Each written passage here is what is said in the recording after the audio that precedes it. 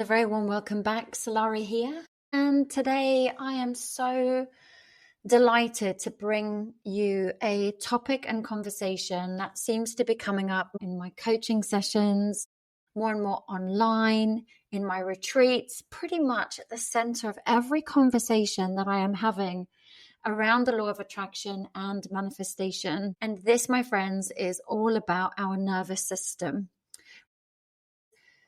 I know that so many of you are doing the inner work. You're committed to your healing journey and pathway, and you're doing the best you can to create a different life, but you keep bumping into the same blocks and wondering what on earth you're doing wrong. I believe the missing link is often your nervous system. So with a lot of people throwing the phrase around and us hearing the phrase more and more, we kind of assume that it means breathwork practices or meditation or journaling, maybe the occasional yoga class. And while those tools are so good and really, really important on their own, they barely scratch the surface. Real regulation of your nervous system is the way that you live moment to moment, whether it's to do with the healthy boundaries, being in environments and relationships that leave you feeling heard and loved and supported, whether it's having the sunlight on your face and sleeping well at night, or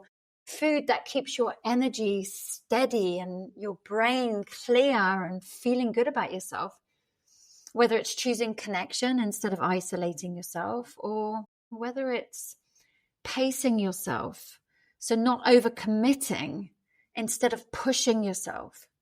And also moving your body in ways that actually feel supportive rather than like a punishment. It is showing up for yourself consistently so that your nervous system learns that you are safe, that you are held, that you are supported, that you are trustworthy. And these are the things that I believe create a regulated nervous system and is absolutely imperative as a foundation for your manifestations to land on. So let's have a little closer look at your nervous system. I have been pondering on this as I was preparing for this episode today, and I believe that your nervous system is not here to help you live your highest potential. I know that's going to sound back to front and the wrong way around, so bear with me. It's not here to help you manifest your dream relationship, your dream home, your dream career, your dream health, your dream bank account. I believe your nervous system has one job and one job only, and it's to keep you alive. That's it. It's to keep you alive at all costs. And it does that by deciding what is familiar and what is unfamiliar to you. And this is where the manifestation part becomes so interesting. Your conscious mind may want the big expansion. It may want the opulence and the great connection and the friendships and the love and the abundance and the visibility and deep connection and fantastic health. But if your nervous system thinks those things are unfamiliar, it's going to protect you from them at all costs. Even if they're the very things that you're spending night and day in your manifestation practice to try and call in, it's going to protect you because it doesn't recognize them. This is why so many people say that their manifestation practice isn't working for them. So it doesn't have anything to do with not journaling properly. It has nothing to do with missing the full moon or not scripting in the right way. Yes, learning techniques can help heighten and intensify and accelerate your manifestations. It has everything to do with the fact that they are not manifesting from a regulated body, that they are manifesting from a dysregulated body. Because when your body feels threatened, so when your nervous system feels threatened, when it feels unsafe, when it feels overwhelmed by life, all those tasks on your to-do list, you never really feel like you're getting anywhere and it's a constant feeling of overwhelm, or it's unfamiliar with what it is that you want, it's going to do everything it can to sabotage you.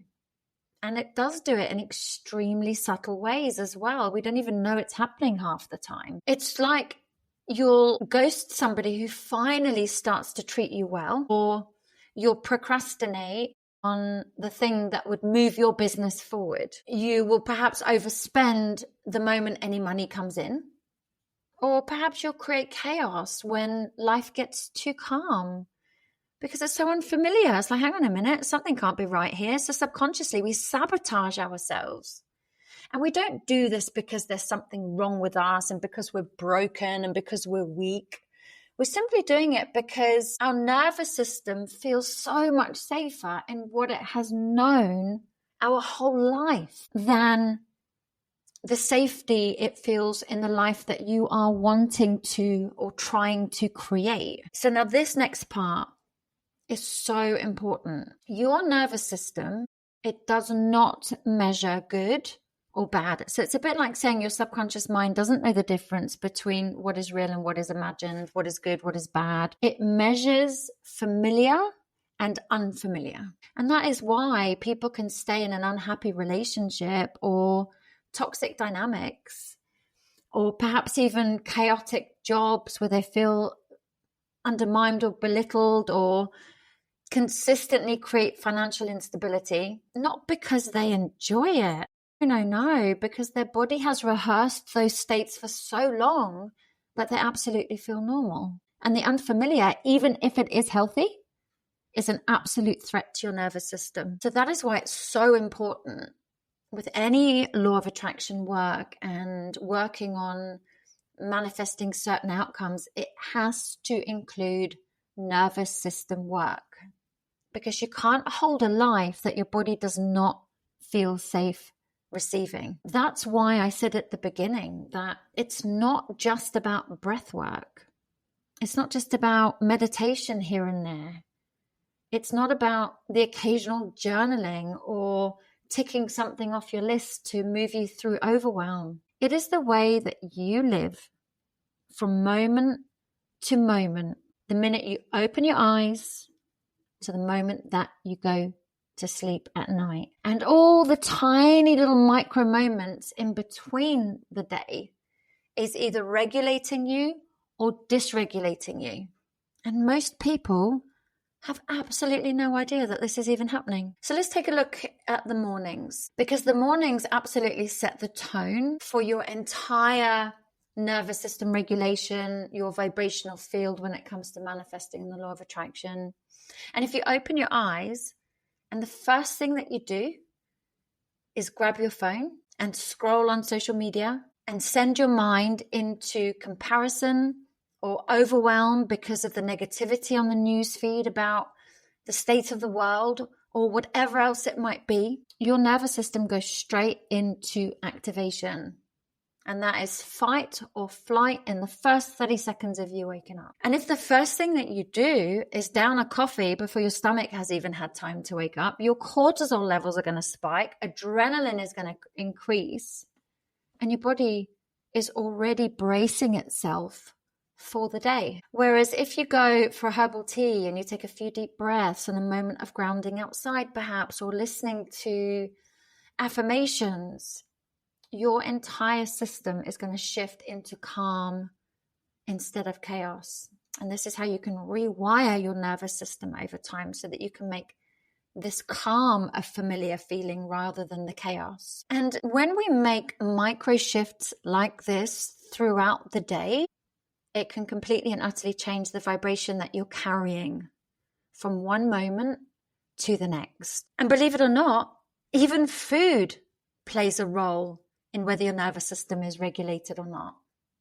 Because food isn't just physical, it's energetic as well. Like if you're eating on the go and shoving something into your mouth while you respond to messages, or sitting on the toilet or rushing out the door, you're telling your nervous system that life is unsafe and everything has to be rushed. So if you're eating foods that spike your cortisol or destabilize your blood sugar, your body's going to go into even more stress. Whereas if you make time to eat your food slowly, nourishing yourself, creating a bit of spaciousness around each meal, taking a moment to actually breathe, your body receives the message that life is safe. So all of this, I mean, even movement plays a role. People often think that pushing themselves harder will actually make them feel better, especially if you've been beating yourself up because you may have put on an extra few pounds, or, you're just kind of generally feeling unhealthy and you're already tired and wrung out like a sponge because life is already demanding, and then you make yourself go on a 10-mile run.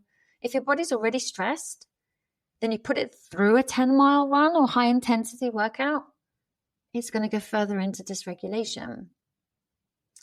I'm a real advocate for eating well and moving our body, but learning to do it in a way that is actually supportive of longevity and not supporting the highs and the lows and those crashes that then leave us with burnout for 2 weeks before we can peel ourselves back up off the floor again and try again. Even something like gentle stretching or walking or yoga or breathing, mindful movement can bring you back into regulation. There's so many moments throughout the day that we unintentionally and unknowingly dysregulate our nervous system, which is why we're continuously in fight or flight. So it's not the big practices that shape your nervous system. No, it's those micro moments, like I've said, and when they are repeated over and over throughout the day, moments where instead of rushing from one task to another without breathing, you slow your walking pace down. Perhaps you change the structure of your day so you have more spaciousness. Those moments where you sit down and you eat a meal instead of standing up or grabbing a sandwich as you're running out the door.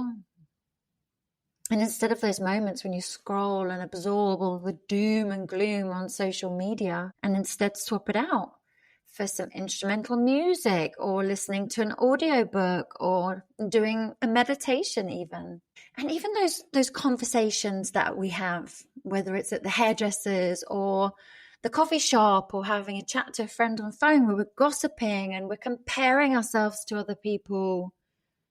Instead, catch yourself in those moments and look for the good, or perhaps don't say anything at all. And then, of course, there's that constant overthinking, that spinning of the mind, the busy energy, that feeling of constantly reacting to life, reacting to conversations. Instead of being regulated and being able to respond to life, there's a reaction to life.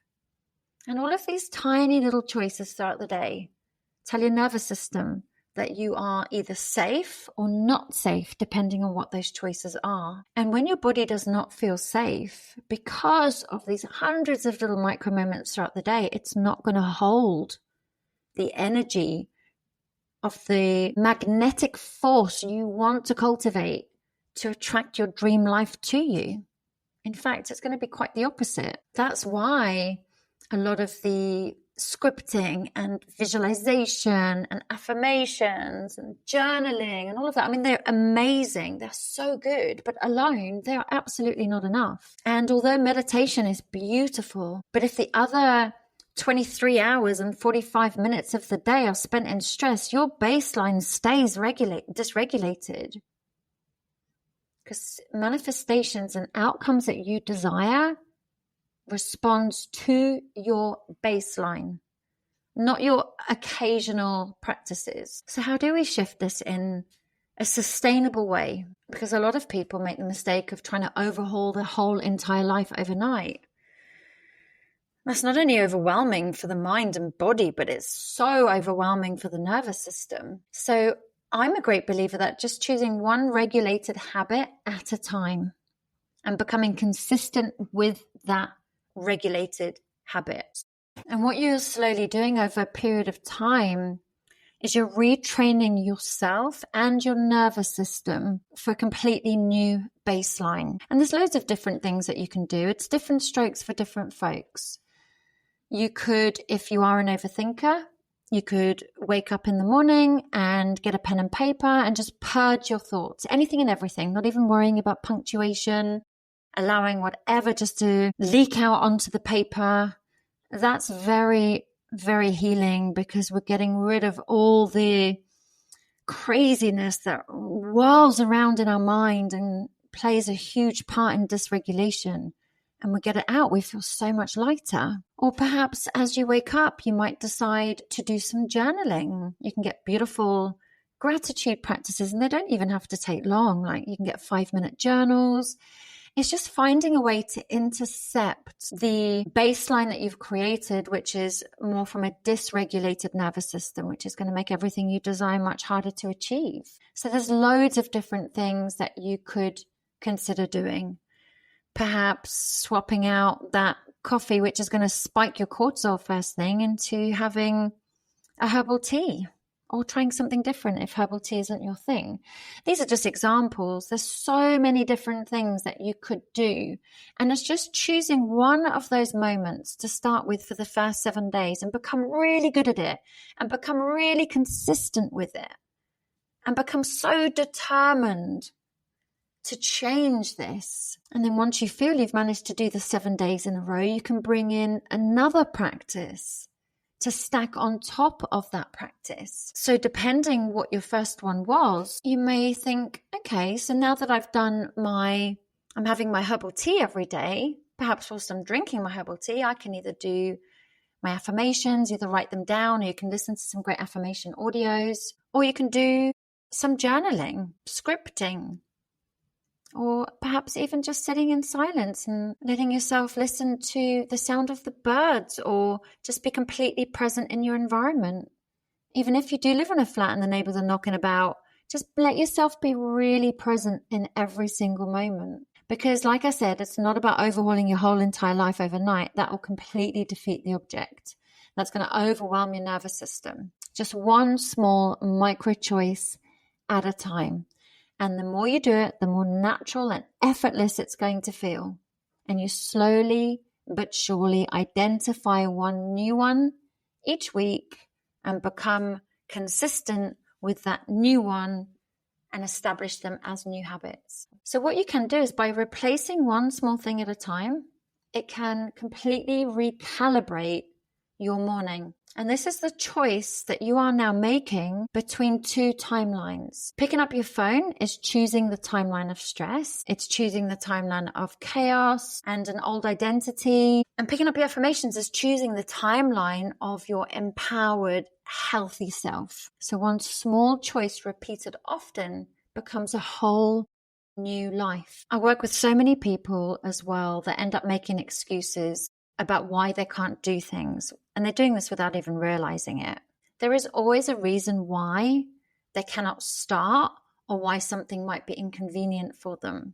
If you're listening to this and this is you, I can assure you, you're not alone. But at some point in your journey, you realize that not choosing is still choosing. By not taking action is still a choice.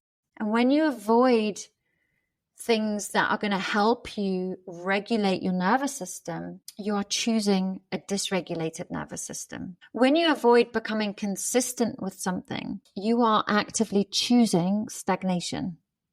Now, this isn't about blame. This is just to highlight for your awareness, because once you see the pattern, then that means you can choose differently. Is it easy in the beginning? No, it's not. But it's not easy staying the way you are either, right? So it's like one of my episodes, like choose your hard.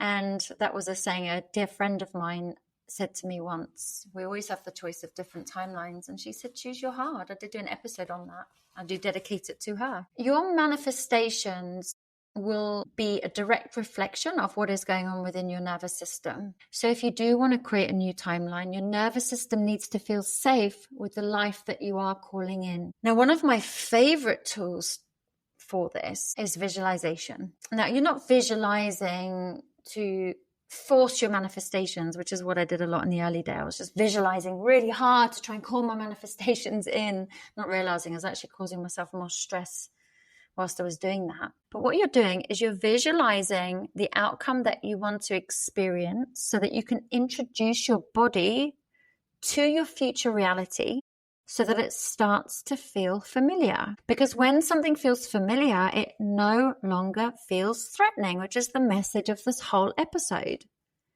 And when it no longer feels threatening, your nervous system stops sabotaging it. And this is why I love visualization, because it is one of the most powerful tools in relation to creating that familiarity.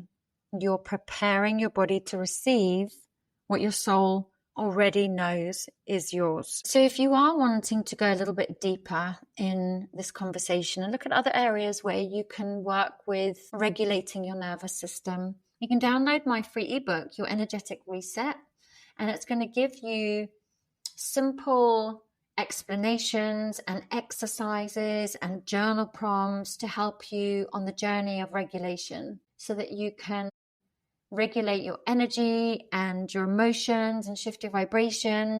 So I'll make sure that that's in the link in the show notes, or you can go to salarahstar.com and you'll see there on the homepage. You just scroll down a little bit. It's available there for you to click through as well. So if you have been feeling stuck, if you've been feeling blocked, if you've been feeling frustrated, or like the results that you get are just so inconsistent, then you're not doing anything wrong. You're definitely not failing, and you're definitely not behind either, by the way. You might simply be manifesting from a body that does not feel safe yet. So when you regulate your nervous system, your whole life begins to catch up with the intentions that you have been setting for years. So my lovely ones, as we bring this episode to a close today, if it resonated, it would mean the absolute world to me if you could rate the show, comment on the show, do a review for the show, like and share the show. It just means that we can reach more people as well. And, I think it's important to bring these conversations to those who really need them. Equally, if you want to connect and come and say hello, come say hi to me on Instagram. I know a few of you have connected already. It'd be nice just to hop into my DM there and just come and introduce yourself and let me know where you have been listening from. I absolutely love hearing from you. I'm much more responsive on Instagram. I know a few of you have reached out via email. I'm going to get back to those for sure. But if you want to have a quick hello on Instagram, I would absolutely love that too.